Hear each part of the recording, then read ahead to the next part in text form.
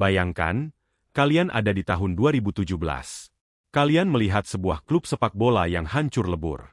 Bangkrut, nggak punya uang untuk sekadar bayar listrik stadion, dan terlempar ke Serie D, kasta amatir terbawah di piramida sepak bola Italia. Kalau saat itu ada orang yang datang dan bilang, 9 tahun lagi klub ini bakal main di Liga Champions, ngelawan Real Madrid atau Manchester City, kalian pasti bakal mikir orang itu halu tingkat tinggi, kan? Tapi faktanya, kegilaan itu sekarang jadi kenyataan. Dan yang bikin cerita ini makin gila, kebangkitan ajaib ini didalangi oleh tangan dingin pengusaha asal Indonesia, dan diracik oleh otak jenius seorang legenda sepak bola, C.S. Fabregas. Ini bukan sekadar kebetulan. Ini adalah salah satu cerita comeback paling brutal dan indah dalam sejarah sepak bola modern.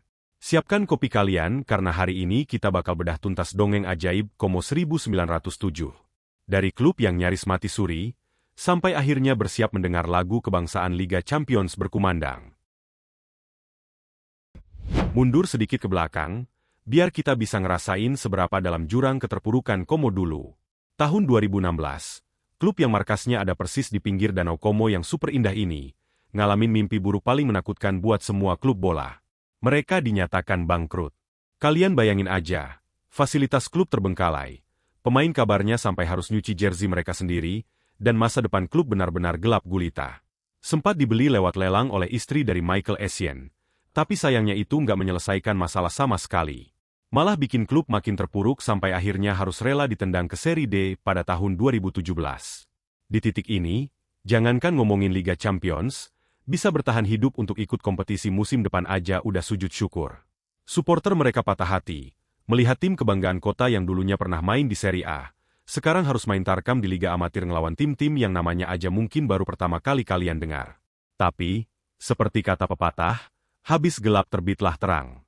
Dan cahaya terang untuk Como ini, datangnya dari jarak belasan ribu kilometer, yaitu dari Indonesia. Di tahun 2019, lewat perusahaan Saint Entertainment, grup Jarum yang dimiliki oleh duo konglomerat Budi dan Michael Bambang Hartono, resmi mengambil alih klub ini. Waktu awal-awal kabar ini muncul, banyak banget pihak yang skeptis. Media-media Italia mikir, ngapain konglomerat jauh-jauh dari Indonesia beli klub semenjana di Serie C? Banyak yang ngira ini cuma mainan baru orang kaya yang bakal ditinggalin kalau udah bosen. Apalagi birokrasi sepak bola dan politik lokal Italia itu terkenal sangat ribet buat investor asing. Tapi perlahan, keraguan itu dipatahkan dengan telah.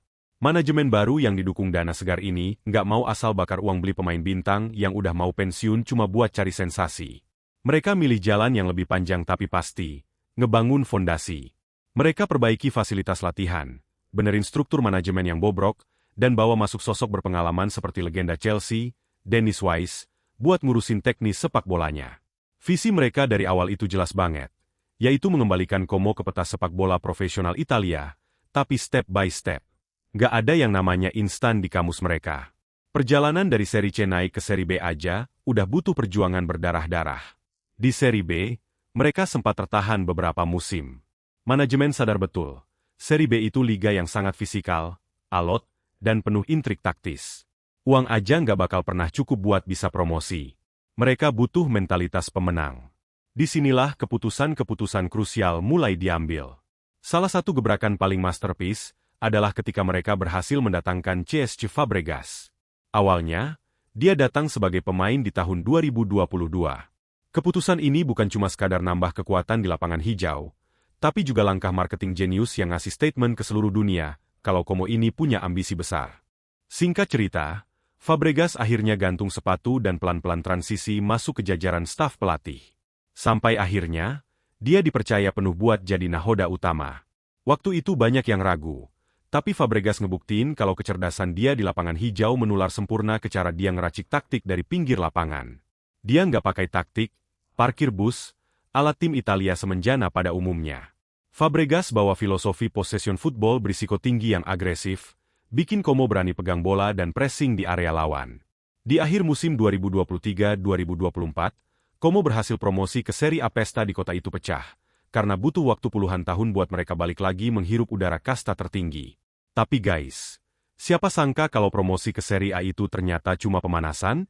Musim 2025-2026, yang baru aja kelar beberapa bulan lalu, Jadi musim yang paling di luar nalar bagi semua pecinta sepak bola. Kalau kita ngulik lembaran sejarah sepak bola yang aneh dan penuh kejutan, cerita Como ini wajib masuk buku legenda. Kita pernah lihat keajaiban Leicester City juara Premier League di 2016, atau magisnya Nottingham Forest yang tiba-tiba merajai Eropa di akhir 70-an. Nah, Como ini ngasih getaran historis yang mirip banget. Target awal mereka pastinya cuma bertahan dari degradasi. Tapi Como berubah wujud jadi kuda hitam yang sangat menakutkan. Tim-tim raksasa sekelas Juventus, AC Milan, sampai Napoli pun dibikin repot setengah mati. Mereka main konsisten banget, nyuri poin demi poin, sampai akhirnya secara dramatis berhasil ngunci posisi 4 besar di akhir klasemen. Ya, peringkat 4 Serie A, yang artinya tiket VIP ke fase grup UEFA Champions League. Sekarang, kita udah ada di akhir Juli 2026. Persiapan Como buat debut di Liga Champions benar-benar nggak main-main. Manajemen tahu persis, main di Eropa butuh kedalaman skuad yang luar biasa tebal. Jadwal bakal makin gila. Makanya, pergerakan Como di bursa transfer musim panas ini benar-benar agresif. Kalian bisa lihat gimana mereka berhasil narik bek muda superpotensial jebolan Akademi La Masia, Andres Cuenca. Nggak berhenti di situ, manuver buat dapetin Trevoh Chalobah dari Chelsea dengan harga puluhan juta euro nunjukin kalau Como sekarang siap adu mekanik secara finansial. Pemain-pemain top sekarang melihat proyek CSC Fabregas ini sangat menjanjikan. Mereka rela nolak tawaran klub mapan lain demi gabung ke proyek ajaib di pinggir danau ini. Di luar lapangan, ada fenomena kultural yang juga nggak kalah seru buat dibahas. Como itu selama ini dikenal sebagai kota turis yang tenang, tempat konglomerat dunia dan aktor Hollywood kayak George Clooney liburan musim panas. Kotanya kalem dan super mewah. Tapi sebentar lagi, ketenangan kota itu bakal diinvasi sama ribuan ultras dan supporter hardcore dari tim tamu raksasa Eropa.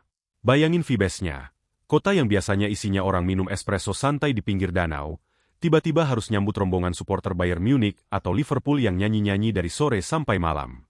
Ini bakal jadi benturan budaya yang epik banget antara kemewahan pariwisata dan fanatisme sepak bola kasta tertinggi. Secara bisnis, Como juga makin ngegas. Menjelang debut bersejarah ini, nilai komersial klub meroket gila-gilaan. Di akhir Juli ini, mereka ngerilis jersey utama hasil kolaborasi dengan raksasa aparel, Adidas. Desainnya benar-benar klasi, mencerminkan keeleganan kota Como tapi tetap kelihatan tangguh. Ditambah lagi, pengumuman kerjasama dengan sponsor utama baru, raksasa fintech global, Revolut. Masuknya brand-brand besar ini adalah bukti nyata kalau Como 1907 udah diakui sebagai sebuah global brand yang seksi.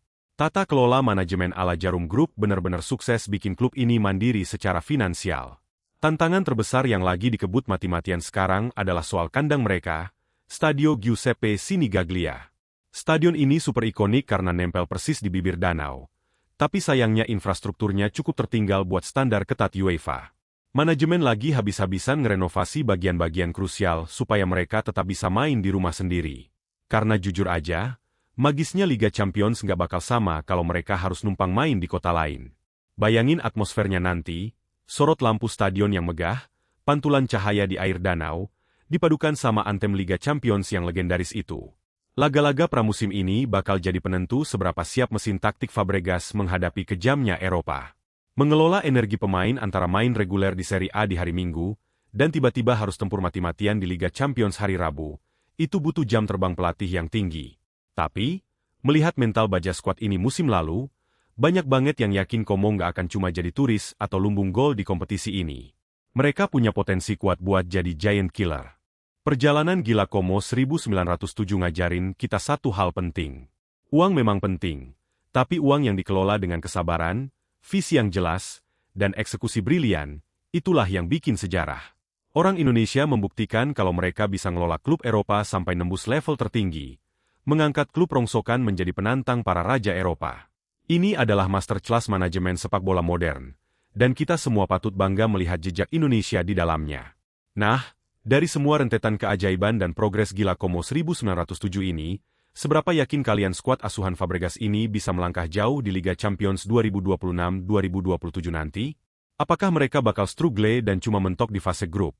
Atau justru bisa ngacak-ngacak prediksi dan lolos ke fase gugur ngelewatin tim-tim raksasa? Coba tulis pendapat kalian di kolom komentar di bawah, gas ramaikan sekarang. Kita debat sehat di bawah. Sampai jumpa di video berikutnya.